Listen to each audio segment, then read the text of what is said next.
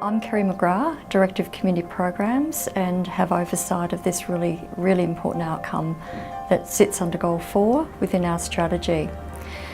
The outcome itself speaks to the work that we're attempting to do across all states and territories and Australia-wide to really get Australian governments to redirect 50% of savings which are derived from reducing prison numbers by 10% by 2020. Who is it that will actually find within our prisons in Australia? Shamefully, Aboriginal and Torres Strait Islander people are 13 times more likely than non-Aboriginal people to be in our prison system. And more than half of the children in custody are actually Aboriginal and Torres Strait Islanders. In addition to that, just over a quarter of young people in custody are actually also in the child protection system.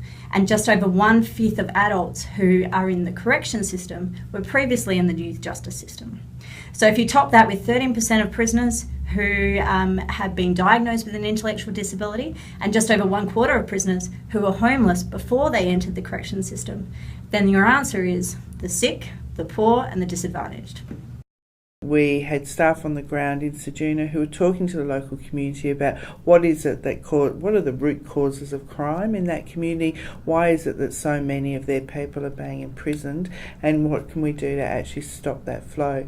So working with that community, we've been able to identify a number of critical things that they think are really important related to looking at people who've been in prison, supporting them through the court process, having volunteers connected to them so that they know what's actually happening, because there are a lot of language issues and barriers. A lot of people with disabilities and cognitive issues are appearing before the courts that really don't understand what's going on. So having a volunteer attached to them is actually going to support them through that process and hopefully be a bit of a spokesperson, a bit of an advocate in that court sense as well.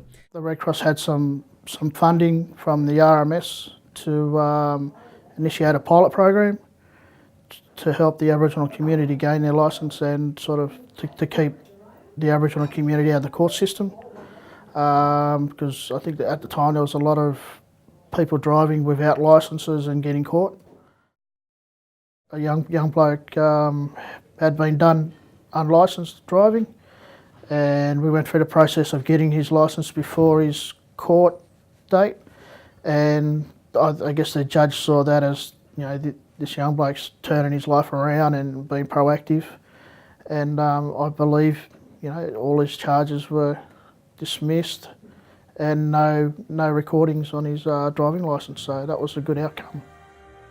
So what you'll be seeing, and what you've no doubt already seeing in your state or territory, is some amazing work happening out in states and territories right now. So why do we care? We care because it's a huge humanitarian issue. We care because we think we've got something to offer to this discussion with our partners. We've got practical solutions, and we're really looking forward to seeing reform in this space.